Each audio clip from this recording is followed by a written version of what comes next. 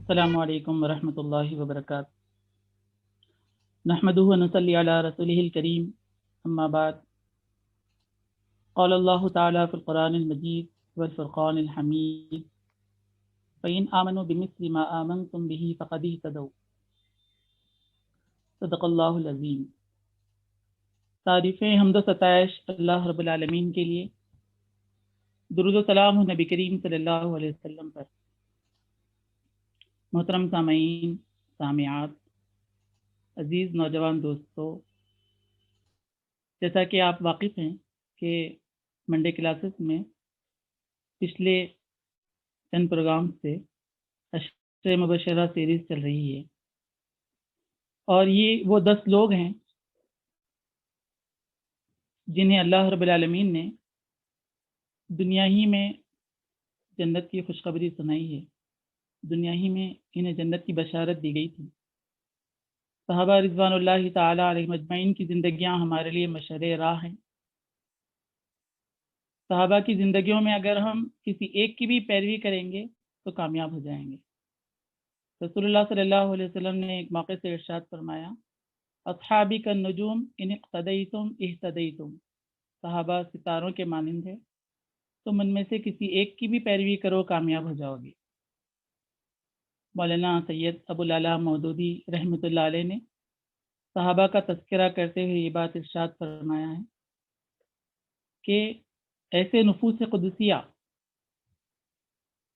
جن پر سورج نہ کبھی طلوع ہوا نہ قیامت تک طلوع ہوگا، ایسی عظیم ہستیاں کہ جن کے بارے میں قرآن مجید میں فرمایا گیا کہ ایمان لاؤ جیسا انہوں نے ایمان لایا تھا. اور پھر صحابہ میں سے بھی وہ صحابہ جو خلفائے راشدین ہوئے، اور یہ 10 صحابہ بطور خاص ان کی زندگیوں کو ہم بار بار پڑھتے ہیں، اور اس سے ہم اپنی زندگیوں کے لیے راستے کا تعین کرتے ہیں کہ ایک مومن کی زندگی کیسی ہونی چاہیے، ایک مسلمان کی زندگی کیسی ہونی چاہیے. یہ ہمیں واضح طور پر راستہ نظر آتا ہے. اسی سلسلے کی ایک کڑی آج میں آپ کے سامنے پیش کروں گا. حضرت ابو عبیدہ بن جراح رضی اللہ تعالیٰ عنہ. ابو عبیدہ بن جراح رضی اللہ تعالیٰ عنہ کا اصل نام جو ہے عامر تھا. اصل نام عامر تھا ان کا. ان کے والد کا نام عبداللہ تھا اور ان کے دادا کا نام جراح تھا، لیکن وہ اپنی کنیت سے مشہور ہو گئے، ابو عبیدہ سے مشہور ہو گئے، اور آپ کے والد کی جگہ پر آپ کے دادا کے نام سے مشہور ہو گئے. عام طور پر لوگ جو ہے اپنے نام کے ساتھ اپنے والد کے نام سے مشہور ہوتے، لیکن ابو عبیدہ بن جراح آپ کے دادا کا نام تھا. اس طرح سے آپ جو ہے مشہور ہوئے. اور آپ کے جو والد تھے عبداللہ، وہ تو اسلام قبول نہیں کیے، کافر ہی رہے. لیکن آپ کی والدہ امیمہ بنت غنم رضی اللہ تعالی عنہ صحابیہ تھی، اللہ کے رسول پر ایمان لائی تھی اور وہ مسلمان رہی. آپ کا تعلق مکے کے ایک مشہور خاندان بنو فہر سے تھا. 7 جنریشن میں جا کر آپ کا خاندان نبی کریم صلی اللہ علیہ وسلم کے ساتھ مل جاتا ہے. آپ کے بارے میں آتا ہے کہ انتہائی پرکشش آپ کا چہرہ تھا، اور انتہائی پرکشش آپ جو ہے ایک شخصیت کے مالک تھے. روشن چہرہ تھا، دبلے پتلے تھے، دراز قد تھا. اور آپ کی جو جوانی تھی، اس جوانی کے بارے میں آتا ہے کہ آپ جوانی میں وقت کی بہت زیادہ قدر کیا کرتے تھے. دوستوں کی صحبت، اچھے دوستوں کی صحبت آپ نے اختیار کی تھی. ابو بکر رضی اللہ تعالیٰ عنہ سے آپ نے دوستی کی تھی. اور پھر آپ کی جوانی کے بارے میں آتا ہے کہ عام طور پر لوگ جوانی میں غلط صحبت اختیار کرتے ہیں. طاقت اور قوت کے مالک ہونے کے بعد وہ اپنے وقت کا غلط استعمال کرتے ہیں، غلط صحبتوں میں بیٹھتے ہیں، غلط چیزیں سیکھتے ہیں. لیکن حضرت ابو عبیدہ بن جراح کے بارے میں آتا ہے کہ وہ تجارت کیا کرتے تھے، جوانی کی چھوٹی عمر سے ہی تجارت کرتے تھے. گھڑ سواری آپ نے سیکھی تھی، نیزہ بازی، تیر اندازی آپ نے سیکھی تھی، تلوار چلانا آپ اچھی طرح سے جانتے تھے. اس طرح سے آپ نے اپنے آپ کو غلط صحبت سے اور غلط مشغولیات سے بچا کر بہترین مشغولیات میں آپ نے اپنے آپ کو ہمیشہ رکھا. یہ آپ کی جوانی کے بارے میں کتابوں میں ہمیں بات ملتی ہے. پھر عزیز نوجوان دوستو، ابو عبیدہ بن جرہ چونکہ ابو بکر رضی اللہ تعالیٰ عنہ کے دوست تھے، مکے میں جب محمد صلی اللہ علیہ وسلم نے دعوت کا کام شروع کیا تو ابو بکر رضی اللہ تعالیٰ عنہ اسلام قبول کیا، اور پھر ابو بکر رضی اللہ تعالیٰ عنہ کے دوستوں میں چونکہ ابو عبیدہ بن جرہ بھی تھے تو ابو عبیدہ بن جرہ رضی اللہ تعالیٰ عنہ اسلام قبول کیے۔ اس طرح سے سابقون الاولون میں شمار ہونے لگے۔ آپ کا تعلق سابقون الاولون سے ہے، اور شروع میں جو لوگ اسلام قبول کیے تھے ہم اچھی طرح سے جانتے ہیں کہ انہیں بے انتہا ستایا گیا، بہت زیادہ وہ مظلومیت کا شکار رہے، بہت زیادہ ان پر ظلم کیا گیا، ہمیشہ استقامت کے ساتھ ڈٹے رہے، ہمیشہ نبی کریم صلی اللہ علیہ وسلم کا ساتھ دیتے رہے، اور ایمان پر استقامت کا بہترین مظاہرہ پیش فرمایا حضرت ابو عبیدہ بن جرہ رضی اللہ تعالیٰ عنہ۔ آپ عشر مبشرہ میں شمار ہوتے ہیں۔ نبی کریم صلی اللہ علیہ وسلم نے یہ فرمایا کہ ہر امت کا ایک امین ہوتا ہے، اور ہماری امت کا جو امین ہے وہ ابو عبیدہ بن جرہ ہے۔ حذیفہ بن یمان رضی اللہ تعالیٰ عنہ فرماتے ہیں کہ ایک مرتبہ ایک نجران کا ایک وفد آیا اور آ کر اس نے کہا کہ آپ ہمارے پاس ایک ایسے شخص کو بھیجیے کہ جو ہماری رہنمائی کر سکے۔ تو رسول اللہ صلی اللہ علیہ وسلم نے ابو عبیدہ بن جرہ کا ہاتھ پکڑا اور کہا کہ تم انہیں ساتھ لے جاؤ، یہ امین ہے، یہ میری امت کے امین ہے۔ تو یہ وہ اعزاز تھا جو حضرت ابو عبیدہ بن جرہ کو ملا تھا کہ یہ امت کے امین کہلائے۔ مستقل نبی کریم صلی اللہ علیہ وسلم کا ساتھ دیتے رہے، دعوتی فریضہ انجام دیتے رہے۔ جب زمین تنگ ہو گئی مکے کے اندر، اللہ کے رسول نے حبشہ کی طرف ہجرت کرنے کا حکم دیا، تو حبشہ کی طرف ہجرت کرنے والوں میں شامل تھے۔ پھر کچھ دن کے بعد حبشہ سے واپس آ گئے، پھر نبی صلی اللہ علیہ وسلم کے ساتھ کچھ دن رہے، اور پھر ایک مرتبہ مدینے کی طرف آپ نے ہجرت فرمائی۔ اس طرح سے 2 مرتبہ ہجرت کرنے کا شرف حضرت ابو عبیدہ بن جرہ رضی اللہ تعالیٰ عنہ کو ملا۔ مکی زندگی میں نبی کریم صلی اللہ علیہ وسلم کے بہت قریب رہتے، آپ کی محفلوں میں شریک رہتے، آپ کی باتوں کو بغور سنتے۔ دعوت کے جتنے مراحل تھے وہ تمام مراحل میں ابو عبیدہ بن جرہ رضی اللہ تعالیٰ نبی کریم صلی اللہ علیہ وسلم کے ساتھ ساتھ رہے۔ پھر جب ہجرت کا موقع آیا تو اللہ کے رسول کے ساتھ انہوں نے ہجرت کی۔ مدینہ پہنچنے کے بعد ہم جانتے ہیں کہ حضرت طلحہ رضی اللہ تعالیٰ عنہ کے ساتھ آپ کی مواخات کرائی گئی۔ پھر حق اور باطل کا ایک عظیم معرکہ پیش آیا جسے ہم جنگ بدر کے نام سے جانتے ہیں۔ جنگ بدر کے موقع پر ایک طرف مشرکین تھے اور دوسری طرف 313 صحابہ رضوان اللہ تعالی علیہ مجمعین تھے۔ مشرکین کی طرف سے ابو عبیدہ کے والد عبداللہ بھی لڑنے کے لیے آ گئے تھے۔ آپ تصور کیجئے کہ حضرت ابو عبیدہ بن جرہ رضی اللہ تعالیٰ عنہ کی تلوار کی زد میں ان کے والد آ گئے۔ نہ صرف کہ زد میں آئے بلکہ حق اور باطل کے اس معرکے میں حضرت ابو عبیدہ بن جرہ نے ثابت کیا کہ اسلام کی محبت، نبی کریم صلی اللہ علیہ وسلم کی محبت اور اسلام سب سے زیادہ عزیز ہے، دنیا کی ہر شے سے زیادہ، یہاں تک کہ اپنے والد سے بھی زیادہ اگر مجھے کوئی چیز عزیز ہے تو اللہ کا لایا ہوا دین عزیز ہے، اللہ رب العالمین کی ذات عزیز ہے، اس کی بادشاہت، اس کی حکومت، اس کا اقتدار، اس کے لیے زندگی، اس کے بتائے ہوئے اصولوں کے مطابق نظام قائم ہو، یہ دنیا کی ہر چیز سے زیادہ مجھے عزیز ہے۔ یہ پیغام دیا تھا حضرت ابو عبیدہ بن جرہ رضی اللہ تعالیٰ عنہ نے۔ آپ کی تلوار سے آپ کے باپ قتل ہو گئے، باپ کے قتل ہونے کے بعد جنگ تو ختم ہو گئی، بعد میں بہت زیادہ نڈھال ہو گئے، پریشان رہنے لگے کہ کہیں کوئی جرم تو نہیں ہو گیا کہ میرے ہاتھ سے والد شہید ہو گئے، والد جو ہے قتل ہو گئے، بہت زیادہ غمگین رہنے لگے۔ نبی کریم صلی اللہ علیہ وسلم کی محفل میں آئے، پوچھا، اللہ کے رسول نے بھی خاموشی اختیار کی۔ کچھ ہی دنوں میں آیتیں نازل ہوئی۔ مفسرین اکرام فرماتے ہیں کہ سورہ مجادلہ کی جو آخری آیتیں تھیں وہ آیتیں حضرت ابو عبیدہ بن جرہ رضی اللہ تعالیٰ عنہ کے لیے نازل ہوئی۔ لا تجد قوما يؤمنون بالله واليوم الآخر يوادون من حاد الله ورسوله ولو كانوا آباءهم وأبناءهم أولئك حزب الله ألا إن حزب الله هم المفلحون۔ ایک طویل آیت ہے، اس کا مفہوم یہ ہے کہ تم کسی ایسی قوم کو نہیں پاؤ گے، تم کسی ایسے شخص کو نہیں پاؤ گے جو اللہ اور اس کے رسول پر، آخرت کے دن پر یقین رکھتا ہو اور دوستی کرے ایسے شخص سے جو اللہ اور اس کے رسول کا دشمن ہو۔ خواہ اس کے باپ کیوں نہ ہو، خواہ اس کے بیٹے کیوں نہ ہو، خواہ اس کے قریبی رشتے دار ہی کیوں نہ ہو، یہ اللہ کی پارٹی کے لوگ ہیں، اور خبردار ہو جاؤ کہ اللہ کی پارٹی غالب ہو کر رہی ہے۔ اکثر مفسرین کہتے ہیں کہ یہ آیت ابو عبیدہ بن جراح رضی اللہ تعالیٰ عنہ کے بارے میں نازل ہے۔ آپ دیکھیے کہ آپ کے ایمان کے بارے میں آسمان سے گواہی دی جا رہی ہے کہ ابو عبیدہ نے جو کچھ کیا، اسلام کی راہ میں اگر والد بھی آتے ہیں تو انہوں نے والد سے لڑنے کے لیے بھی تیار ہو گئے۔ یہ وہ عظیم ایمان پر استقامت تھی جو حضرت ابو عبیدہ بن جراح رضی اللہ تعالیٰ عنہ کی زندگی میں ہمیں ملتی ہے۔ پھر عزیز نوجوان دوستو، جنگ احد ہوئی۔ جنگ احد میں ہم جانتے ہیں کہ پہلے تو مسلمان کامیاب ہو گئے، پھر تھوڑی سی غلطی کی وجہ سے وہ جیتی ہوئی جنگ شکست میں تبدیل ہو گئی۔ اس موقع پر نبی کریم صلی اللہ علیہ وسلم پر بھی مشرکین نے حملے کرنے شروع کر دیے، اور جب مشرکین حملے کر رہے تھے تو اللہ کے رسول کی زندگی کا معاملہ تھا، تیروں پہ تیر برسائے جا رہے تھے۔ بعض صحابہ درمیان میں آ کر اپنے آپ کو پیش کر رہے تھے، اللہ کے رسول کو بچا رہے تھے۔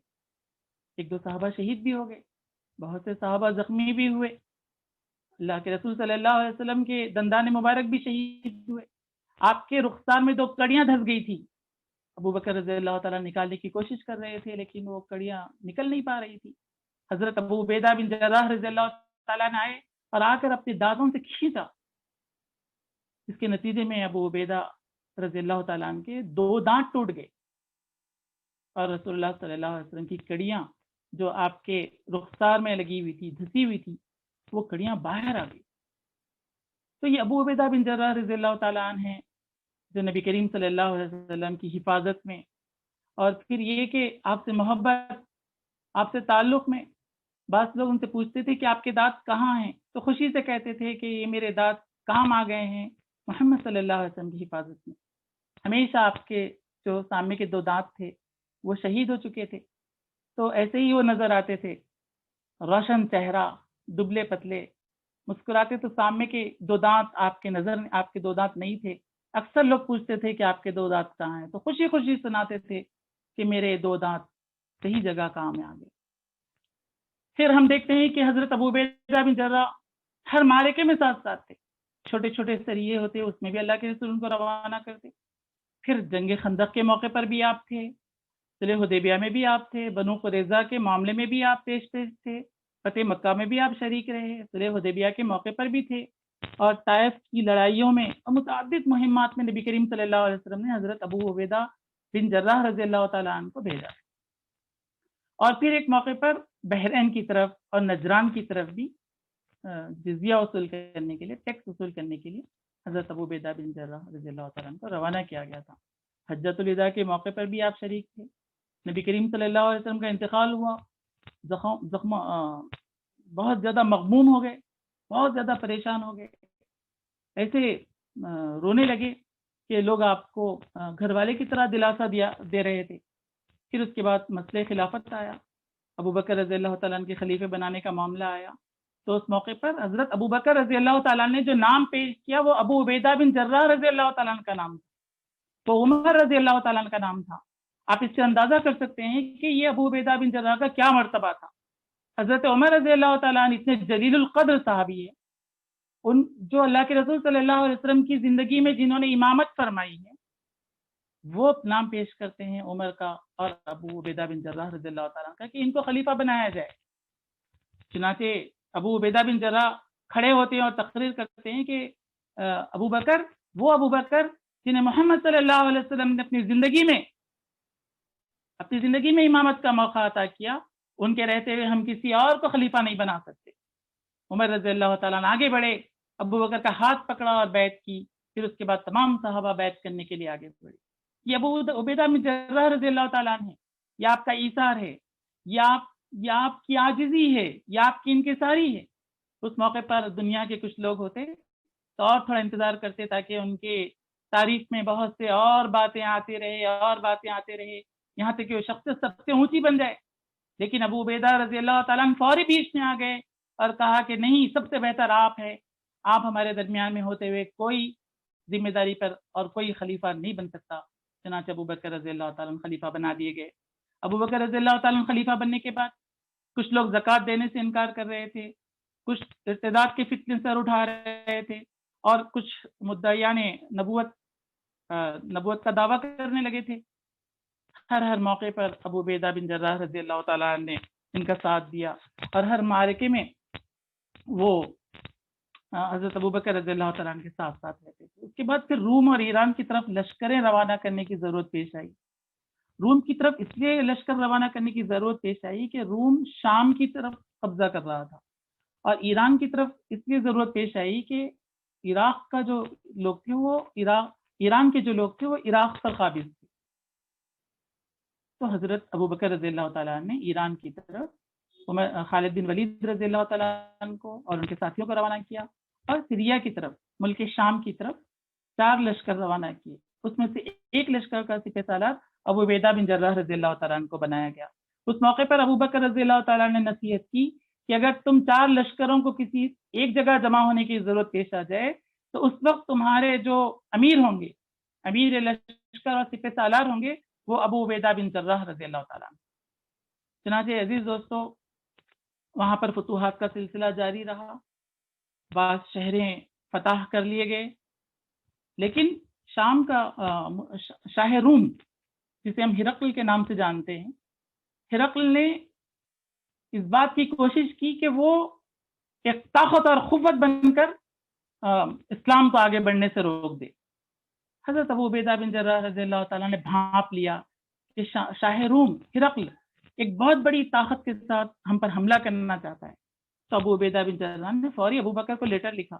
ابو بکر رضی اللہ تعالیٰ نے حضرت خالد بن ولید کو اور دوسرے جو سپہ سالار تھے جو دوسری جگہ مصروف تھے، ان سے کہا کہ آپ ابو عبیدہ کی مدد کے لیے چلے جائیے، اور پھر حضرت ابو عبیدہ کو معزول کر کے حضرت خالد بن ولید کو وہاں کا سپہ سالار بنا دیا گیا۔ حضرت خالد بن ولید سپہ سالار تھے، ابو عبیدہ بن جراح رضی اللہ تعالیٰ عنہ ان کے ساتھ لڑ رہے تھے، اور کبھی بھی یہ محسوس ہونے نہیں دیے کہ پہلے میں جرنیل تھا، پہلے میں سپہ سالار تھا، اب خالد بن ولید سپہ سالار۔ وہ تو اللہ کی راہ میں لڑنے والے لوگ تھے، وہ تو اپنے ذات کے لیے، اپنے نفس کے لیے لڑنے والے، اپنے نفس کی خاطر آگے بڑھنے والے لوگ نہیں تھے۔ وہ اللہ کی بڑائی چاہتے تھے، اللہ کی کبریائی چاہتے تھے۔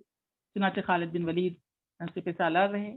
ابو بکر رضی اللہ تعالیٰ عنہ کا انتقال ہوا یرموک کی جنگ سے کچھ پہلے۔ یرموک کی بہت بڑی جنگ پیش آنے والی تھی۔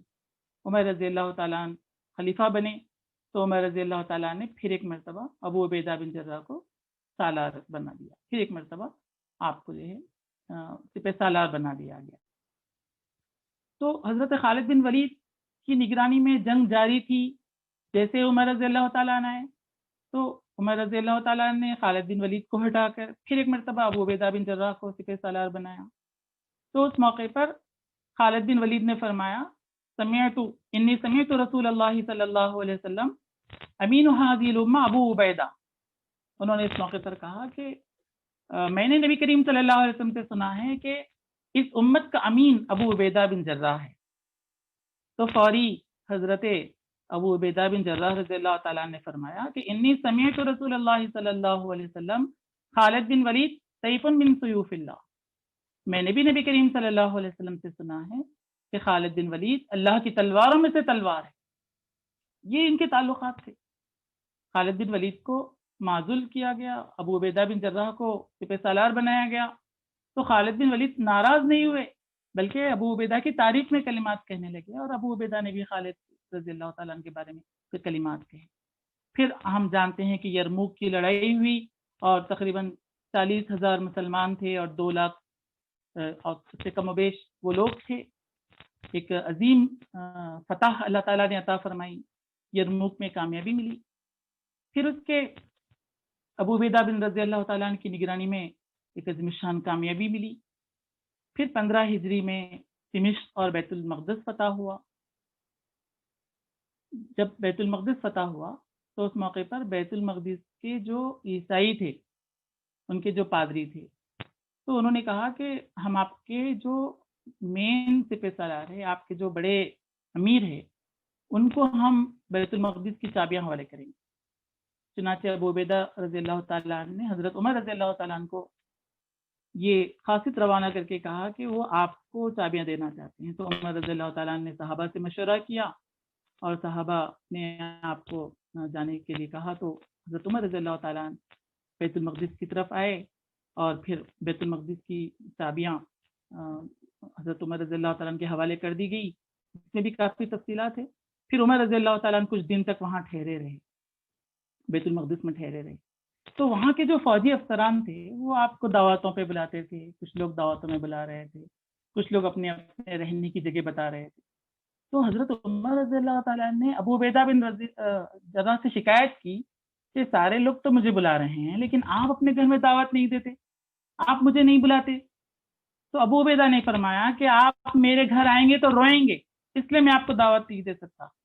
تو عمر رضی اللہ تعالیٰ نے فرمایا کہ میں ضرور آپ کے گھر کو دیکھوں گا, میں ضرور آپ کے پاس آؤں گا. چنانچہ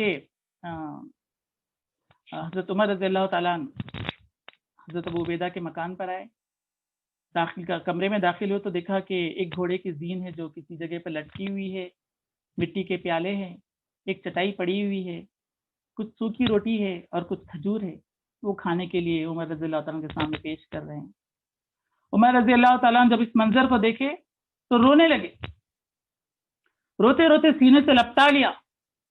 اور عمر رضی اللہ تعالیٰ نے ابو عبیدہ سے کہا کہ غیرتنا الدنیا کلنا غیرک یا ابا عبیدہ, دنیا کی خوشحالیوں نے, دنیا کے مزے نے ہم سب کی زندگیوں کو بدل کے رکھ دیا, لیکن واللہ اے ابو عبیدہ تمہاری زندگی کو دنیا کی خوشحالیوں نے, دنیا کے مزوں نے بدل نہیں سکا, تم جیسے تھے ویسے ہی ہو. پھر اس کے بعد اور بھی فتوحات ہوئی حضرت ابو عبیدہ بن رضی اللہ تعالیٰ عنہ کی نگرانی میں, اور بھی فتوحات ہوئی. بالآخر 18 ہجری میں ایک مرض, طاعون کے مرض میں ابو عبیدہ بن جراح رضی اللہ تعالیٰ عنہ کا انتقال ہو گیا. تو طاعون کا جو مرض تھا اس موقع پر عمر رضی اللہ تعالیٰ نے آپ کو لیٹر لکھا کہ آپ جو ہے طاعون کا مرض ہے, آپ واپس آ جائیے اور مدینہ آ جائیے. ایک لیٹر لکھا. تو حضرت عمر رضی اللہ تعالیٰ عنہ کو انہوں نے جواب میں لکھا کہ میں یہاں سے واپس نہیں آ سکتا, اللہ تعالیٰ جو بھی میرے حق میں فیصلہ کرے میں اس کے لیے تیار ہوں, اللہ جو بھی میرے لیے فیصلہ کرے گا وہ میرے لیے بہتر ہی ہوگا. یہ حضرت ابو عبیدہ کا جواب تھا. جب وہ لیٹر آیا تو حضرت عمر رضی اللہ تعالیٰ عنہ رونے لگے. تو لوگوں نے سمجھا کہ شاید ابو عبیدہ کا انتقال ہو گیا ہے. لوگوں نے پوچھا کہ آپ کے رونے کی وجہ کیا ہے؟ تو کہا انتقال تو نہیں ہوا لیکن شاید انتقال ہو جائے گا, وہ آنے کے لیے تیار نہیں. بہرحال جب حضرت ابو عبیدہ بن جراح رضی اللہ تعالیٰ کا انتقال ہو رہا تھا اس موقع پر انہوں نے اپنے فوجی ساتھیوں کو اور اپنے تمام ساتھیوں کو جمع کر کے انہوں نے ایک وصیت کی. وہ وصیت میں آپ کے سامنے پڑھ کے سناتا ہوں کہ انہوں نے کیا وصیت کی. انہوں نے کہا کہ اے میرے عزیز دوستو, یہ وبا, طاعون کی وبا تمہارے پروردگار کی رحمت ہے. میں تمہیں وصیت کرتا ہوں کہ زندگی میں بھی اور مرنے کے بعد بھی, میں ایسی وصیت کرتا ہوں کہ زندگی میں بھی اور مرنے کے بعد بھی تم کامیاب ہو جاؤ گے. نماز قائم رکھنا, زکوٰۃ ادا کرنا, روزے اور نفل روزوں کا اہتمام کرنا, صاحب استطاعت ہو تو حج کرنا, اتفاق اور محبت سے رہنا, دنیا کے جال میں نہ پھنسنا.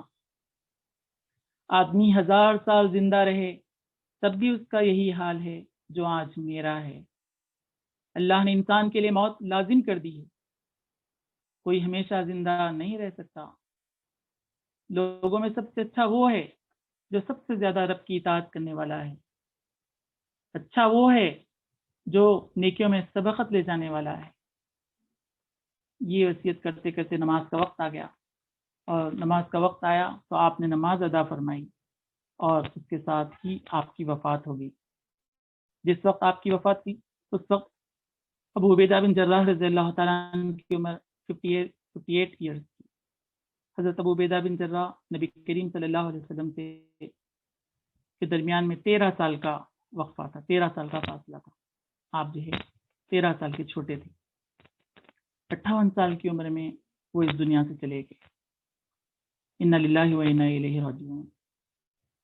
اس موقع پر حضرت معاذ بن جبل رضی اللہ تعالیٰ عنہ جو امیر لشکر بنائے گئے تھے، جو گورنر بنائے گئے تھے وہاں کے، انہوں نے نماز جنازہ پڑھائی، اور نماز جنازہ کے بعد خطاب کرتے ہوئے انہوں نے کہا کہ اے میرے ساتھیوں،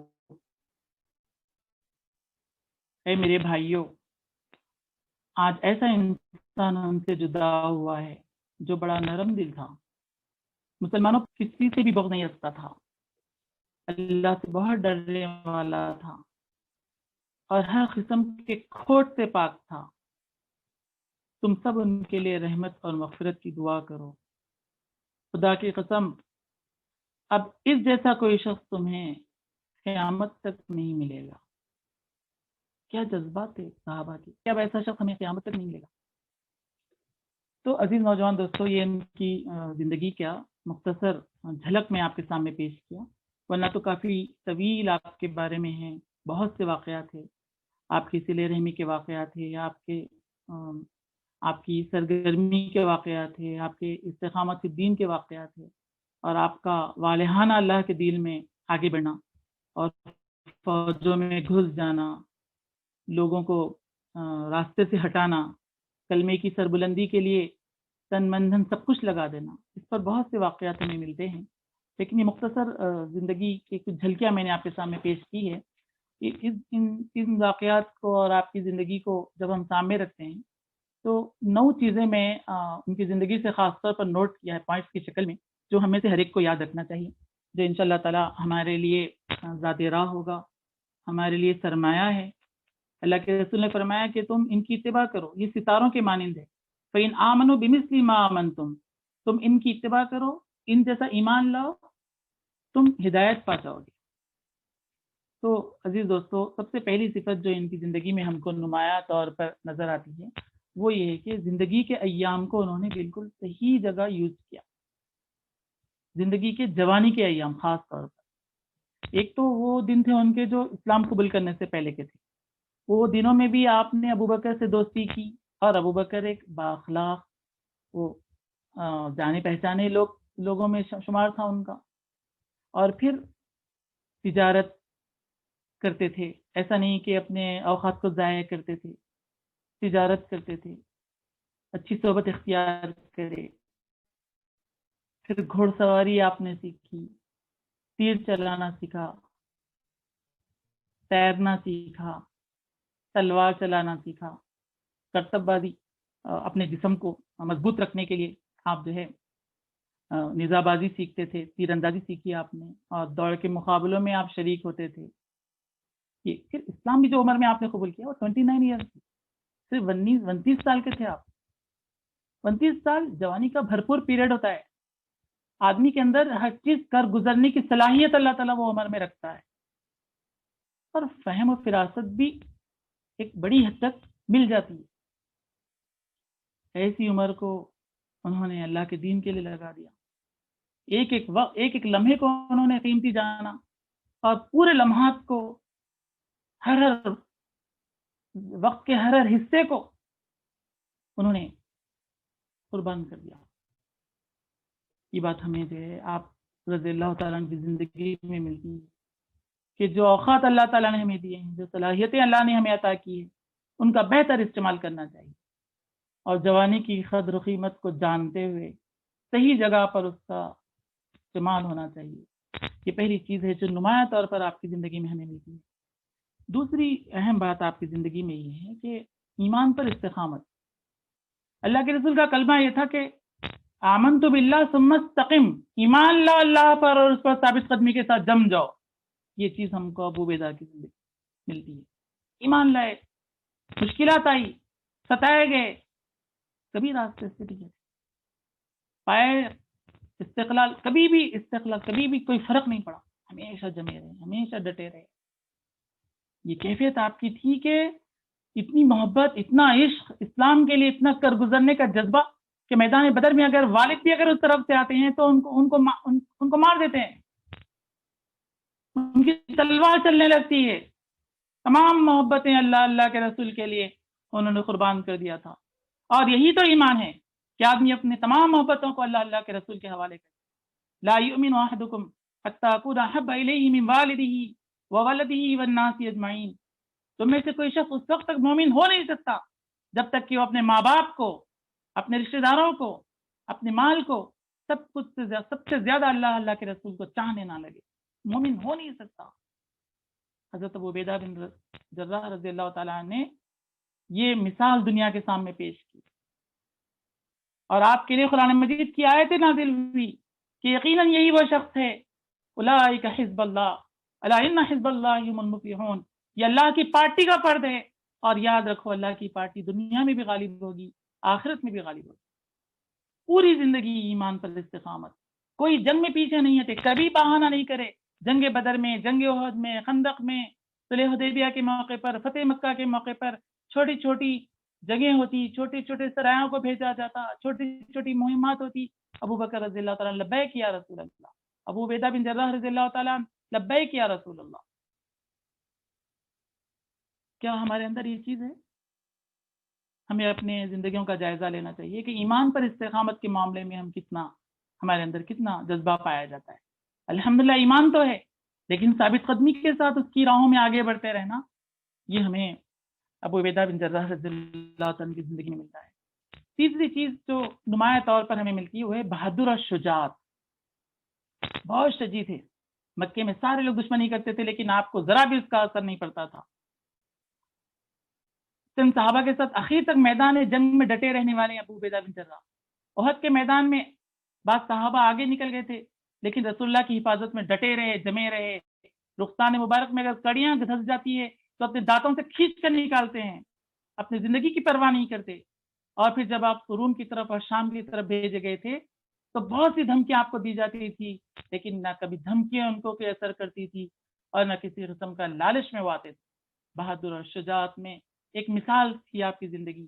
پھر چوتھی چیز آپ کی زندگی میں ہمیں ملتی ہے وہ ہے رسول اللہ صلی اللہ علیہ وسلم سے قربت. جنگ احد میں آپ کی حفاظت کے لیے آپ پر وارے جا رہے تھے، اپنے دانتوں کو آپ نے شہید کر لیا. اور پھر حضرت عائشہ صدیقہ رضی اللہ تعالیٰ عنہ سے کسی نے سوال کیا کہ اللہ کے رسول صلی اللہ علیہ وسلم سب سے زیادہ کس کو چاہتے ہیں؟ تو حضرت عائشہ صدیقہ رضی اللہ تعالیٰ عنہ نے جواب دیا کہ ابو بکر کو چاہتے ہیں. پھر اس کے بعد لوگوں نے پوچھا کہ پھر دوسرے نمبر پر؟ فرمایا عمر کو چاہتے ہیں. پھر فرمایا تیسرے نمبر پر تو کہا ابو عبیدہ بن جراح رضی اللہ تعالیٰ عنہ کو چاہتے ہیں. پھر اس کے بعد تو حضرت عائشہ خاموش بیٹھ گئی. ترمذی شریف کی روایت ہے. تو نمایاں طور پر لوگ محسوس کرتے تھے کہ سب سے زیادہ نبی کریم صلی اللہ علیہ وسلم کو جس کی قربت ملی ہے وہ ابو بکر اور عمر اور ابو عبیدہ بن جراح رضی اللہ تعالیٰ عنہ کو ملی ہے. یہ آپ کے بارے میں آتا ہے. پانچویں چیز آپ کے بارے میں وہ یہ ہے کہ آپ کو سادہ مزاج تھے، تکلفات سے پاک آپ کی زندگی تھی. کبھی کبھی تو آپ سپہ سالار تھے لیکن کہیں بیٹھ جاتے تھے، تو جب ایمبیسیڈرز ملنے کے لیے آتے تھے، مختلف ممالک کے سفیر آتے تھے تو ملنا چاہتے تھے تو پوچھتے تھے کہ آپ کے درمیان میں یہاں پہ گورنر کون ہے، آپ کے لشکر کے سپہ سالار کون ہیں؟ تو لوگ اشارہ کر کے بتاتے تھے کہ یہ ہے. عام سادہ کپڑوں میں بیٹھے ہوئے ہوتے تھے، اپنے لیے کسی کرسی کا انتخاب نہیں کرتے، کسی اونچی جگہ نہیں بیٹھتے. جیسے نبی کریم صلی اللہ علیہ وسلم کی سنت ہے کہ وہ لوگوں کے درمیان میں بیٹھ جاتے تھے، اسی طرح سے ابو عبیدہ بہت سادگی کے ساتھ آپ جو ہے زندگی گزارے. پھر اور بھی ان کے سادگی کے واقعات ہیں، اور وہ واقعہ عمر رضی اللہ تعالیٰ نے اپنی آنکھوں سے دیکھا تھا. جب آپ جو ہے مسجد بیت المقدس کی طرف گئے تھے تو کمرے میں جا کے دیکھا تو گھوڑے کی زین لگی ہوئی ہے، ایک چھوٹی سی چٹائی بچھی ہوئی ہے، اور کچھ کھانے کی کستو کی روٹیاں اور کھجور رکھے ہوئے ہیں. کتنی سادہ تھی ان کی زندگی. جبکہ فتوحات ہو رہی تھی، بہت زیادہ مال و دولت ان کے ہاتھ میں آ رہا تھا، لیکن انہوں نے اپنے لیے ان چیزوں کو استعمال نہیں کیا. یہ پانچویں چیز ہمیں ان کی زندگی میں ملتی ہے. چھٹی چیز یہ ان کی زندگی میں ہمیں ملتی ہے وہ دریا دلی، خیرات کا جذبہ، لوگوں کو دینا، لوگوں کے مسائل کو حل کرنا، خرچ کرنا، خدا کی راہ میں اپنی دولت کو خرچ کرنا. عمر رضی اللہ تعالیٰ نے ایک موقع پر خوشی خوشی انعام کے طور پر 400 دینار روانہ کیا تھا اور 4000 درہم روانہ کیے تھے، سونے کے سکے روانہ کیے تھے. وہ سارے پیسوں کو اور سارے دراہیم کو انہوں نے فوج میں تقسیم کر دیا. دریا دلی کا ان کا واقعات ہے. آپ کے اخلاق ایسے شریف اور کریمانہ تھے کہ طبیعت بہت نرم تھی، نہایت سادہ مزاج تھے، نہایت سادہ مزاجات تھے، اور پرہیزگاری بہت زیادہ خدا سے ڈرنے والے، بہادر لوگوں کے درمیان میں محبت و شفقت سے پیش آنے والے، اپنے ساتھیوں کا خیال کرنے والے تھے۔ ابو بکر رضی اللہ تعالیٰ جب لشکر کو خطاب کرتے ہوئے فرمایا تھا کہ ابو عبیدہ بن جراح تمہارے سالار ہیں، ان کے ساتھ زیادتی نہ کرنا، وہ برداشت کر لیتے ہیں، ان کو تکلیف نہ پہنچانا، جو ان سے ٹوٹتے ہیں وہ ان سے جڑنے کی کوشش کرتے ہیں، بھلائی کا ہی حکم دیتے ہیں، وہ ہمیشہ بھلائی کا ہی حکم دیتے ہیں، تم ان کے احکامات کو پورا کرنا، ان کو تکلیف نہیں پہنچانا، وہ صبر کرتے ہیں، وہ برداشت کر لیتے ہیں، وہ تمہارے ساتھ شفقت کا معاملہ کرتے ہیں، تو اس کا مطلب یہ نہیں ہے کہ تم ان کے ساتھ زیادتیاں کرنے لگو۔ تو یہ آپ کے اخلاق کریمہ تھے کہ حضرت ابوبکر رضی اللہ تعالیٰ نے بھی اس کی تائید کی تھی۔ 8ویں چیز جو آپ کی زندگی میں ہمیں نمایاں نظر آتی ہے وہ ہے فکر آخرت، خدا سے ڈرتے تھے۔ آپ کی پوری زندگی میں جو استقامت کا پہلو ہمیں جو غالب اور ابھرا ہوا نظر آتا ہے وہ اسی وجہ سے تھا کہ وہ خدا سے محبت کرتے تھے، خدا سے انعامات کے امیدوار تھے۔ دنیا کی زندگی کے مقابلے میں انہوں نے آخرت کی زندگی کو ترجیح دی تھی۔ ان کی پوری زندگی فکر آخرت کی عکاسی کرتی ہے۔ مال غنیمت برابر ملتا رہتا تھا، لیکن مال غنیمت کو خدا کی راہ میں خرچ کر دیتے تھے۔ ایک دفعہ زار و خطار رونے لگے، لوگ جمع ہو گئے، پوچھا رونے کی وجہ کیا ہے؟ فرمانے لگے کہ اللہ کے رسول نے مجھے ایک موقع پر فرمایا تھا، اے ابو عبیدہ، عین قریب تم بہت سے فتوحات تمہیں حاصل ہوگی، اس موقع پر تمہارے لیے 3 سواریاں کافی ہے، ایک سواری تمہارے بیٹھنے کے لیے، ایک سواری تمہارے سامان کے لیے رکھنے کے لیے، اور ایک سواری تمہارے خادم کے لیے۔ لیکن میں آج دیکھتا ہوں کہ بے انتہا دولت میرے گھر میں پڑی ہوئی ہے، ایسا نہ ہو کہ دنیا تو مل گئی اور آخرت میں ہمارا کوئی حصہ نہ رہے۔ بے انتہا رونے لگے تھے۔ یہ اور آپ کے زندگی میں خشوع و خضوع، نمازوں کی کیفیت، اللہ رب العالمین سے تعلق، تہجد کا اہتمام، اور یہ ساری چیزیں، خدا کے سامنے گڑ گڑانا، قرآن مجید کا بار بار پڑھنا اور قرآن مجید کی آیتوں کو پڑھ کر رونا، بہت نرم دل، بہت آخرت کی فکر کرنے والے، آخرت کے لیے کام کرنے والے، اپنی پوری زندگی کو وقف کر دینے والے، یہ ہیں ابو عبیدہ بن جراح رضی اللہ تعالیٰ۔ آخری چیز، 9واں پوائنٹ جو ان کی زندگی کا ایک ابھرتا ہوا پہلو ہے، وہ ہے کہ اللہ کے ہر فیصلے پر راضی ہو جانا، راضی برضا۔ یہ کیفیت آج ہمارے اندر نہیں ہے، ہمیں اس کیفیت کی ضرورت ہے۔ خاص طور پہ یہ جو کرونا کا جو پورا ماحول چلا، حضرت ابو عبیدہ کا جو انتقال ہوا وہ بھی ایک پینڈیمک میں، ایک کرونا ایک تعاون میں ہوا۔ اس زمانے میں ایک تعاون کی بیماری تھی جو جسم پر پھوڑے ہو جاتے تھے، تو اس موقع پر حضرت عمر رضی اللہ تعالیٰ نے آپ کو لیٹر لکھ کے کہا کہ آپ ہمارے پاس آ جائیے۔ تو حضرت ابو عبیدہ نے کہا کہ میں اللہ کے ہر فیصلے پر راضی ہوں، اللہ مجھے جیسا رکھنا چاہتا ہے میں رہوں گا۔ یہی تو بندگی رب ہے، یہی تو اللہ تعالیٰ کو مطلوب ہے۔ حسن بصری رضی اللہ تعالیٰ عنہ سے ایک مرتبہ حسن بصری نے اپنے غلام سے پوچھا تھا، بہت مشہور واقعہ ہے، میں تذکرتاً رکھوں گا، کہ پوچھا تھا کہ غلام تو کیا پہنے گا؟ تو کہا کہ تو جو پہنا ہے پہنوں گا۔ غلام تو کیا کھانا پسند کرے گا؟ تو کام کرنے والے نے کہا آقا آپ جو کھلائے کھاؤں گا۔ غلام تو کہاں رہنا پسند کرے گا؟ کہا کہ آپ جہاں رکھے وہاں رہوں گا۔ تو حسن بصری رضی اللہ تعالیٰ نے فرمایا، رحمۃ اللہ علیہ نے فرمایا کہ اے غلام تم نے تو ہمیں عبادت کا مفہوم سمجھ جا دیا، اس سے تو ہم کو عبادت کا مطلب معلوم ہو گیا کہ ایک بندے مومن کی شان یہ ہوتی ہے کہ اللہ جس حال میں بھی رکھے میں اس پر راضی ہوں، ہر حال میں خدا کا شکر ادا کرتا ہوا، ہر حال میں اپنے رب سے اچھی امیدیں وابستہ کرتا ہوا اپنی پوری زندگی گزار دیتا ہے، راضی برضا۔ تعاون کا مرض پھیلا، عمر رضی اللہ تعالیٰ نے کہا کہ آپ مدینہ آ جائیے، لیکن حضرت ابو عبیدہ بن جراح نے کہا کہ نہیں، میں اللہ کے ہر فیصلے پر راضی ہوں، میں اپنے ساتھیوں کو چھوڑ کر نہیں آ سکتا، میں اللہ نے جو میرے لیے مقدر کیا ہے اس کو چھوڑ کر میں کہیں اور نہیں جا سکتا۔ پھر ایک صحابی نے اس کی تائید بھی کی کہ اللہ کے رسول نے فرمایا کہ اگر کوئی مرض اگر کہیں آ جاتا ہے، کوئی وبا کہیں پھوٹ پڑتی ہے، تو وہاں کے رہنے والے باہر نہیں جانا چاہیے اور باہر رہنے والے وہاں نہیں آنا چاہیے۔ حضرت ابو عبیدہ بن جراح رضی اللہ تعالیٰ عنہ کے اس راضی برضا کی کیفیت پر ایک صحابی نے دلیل میں حدیث بھی پیش کر دی۔ پھر حضرت ابو عبیدہ وہیں پر جمے رہے، یہاں تک کہ آپ کا انتقال ہو۔ عزیز نوجوان دوستو، یہ وہ ستارے ہیں، یہ آسمان کے وہ ستارے ہیں کہ جن کی زندگیوں کو سامنے رکھ کر اگر ہم اپنی زندگی کا راستے کا تعین کرتے ہیں تو یقین جانیے کہ اس سے بہتر کوئی اور زندگی نہیں ہو سکتی۔ اسی لیے ہمیں یہ حکم ہے کہ ہم نبی کریم صلی اللہ علیہ وسلم اور پھر آپ کے صحابہ کی زندگیوں کو سامنے رکھ کر زندگی گزاریں۔ آپ کے صحابہ بھی ہمارے لیے اسوہ ہے، خاص طور پر عشر مبشرہ اور خلفائے راشدین کی زندگیاں ہمارے لیے بہترین اسوہ، ہمارے لیے بہترین آئیڈیل ہے۔ ہمیں بار بار ان کی زندگیوں کا مطالعہ کرنا چاہیے، ان کی زندگیوں کو پڑھنا چاہیے، اس سے سبق حاصل کرنا چاہیے۔ وہ پہلو جو ابھرتے ہوئے پہلو ہیں جس کو اختیار کر کے ہم اپنے رب کی رضا حاصل کر سکتے ہیں، ہمیں ہدایت کا راستہ مل سکتا ہے، اس راستے پر چلنے کے لیے ایک عزم کے ساتھ ہمیں آگے بڑھنے کی ضرورت ہے۔ اللہ تعالیٰ سے دعا ہے کہ حضرت ابو عبیدہ بن جراح رضی اللہ تعالیٰ عنہ کی سیرت کو سامنے رکھ کر زندگی گزارنے کی توفیق عطا فرمائیں، خاص طور پر جو ان کی زندگی میں ابھرتے ہوئے پہلو جس پر آج ہم نے تذکرہ کیا ہے کہ جوانی کی حفاظت اور ایمان پر استقامت اور سادگی، وقت کی قدر و قیمت جاننا، آخرت کی فکر کرنا، اللہ کے ہر فیصلے پر راضی رہنا اور اللہ کے رسول سے بہت زیادہ محبت، یہ چیزیں اللہ تعالیٰ ہمارے اندر پیدا فرمائے، زندہ رکھے تو اسلام پر، موت دے تو ایمان پر۔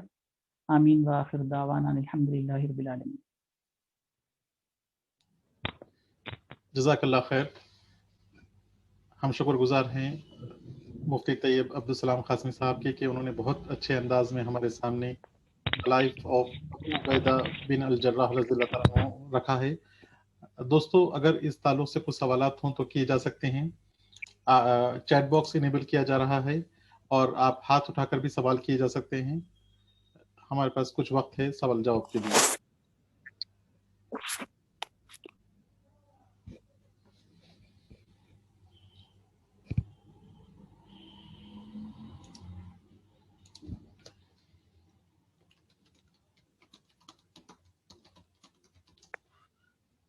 چیٹ باکس انیبل ہے، چیٹ باکس پر بھی کیے جا سکتے ہیں اور ہاتھ بھی اٹھا کر سوال کیے جا سکتے ہیں۔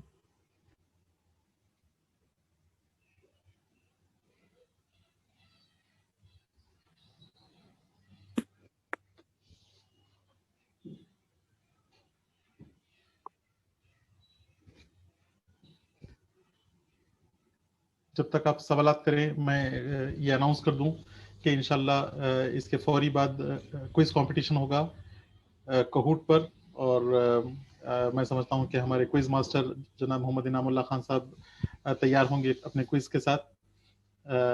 کوئزز کا بہت اچھا الحمدللہ فیڈ بیک مل رہا ہے، کافی لوگ انٹرسٹ سے اس میں حصہ لے رہے ہیں۔ میں سب سے گزارش کروں گا کہ آپ کوئز کے اختتام تک اس میں شریک ہوں ضرور۔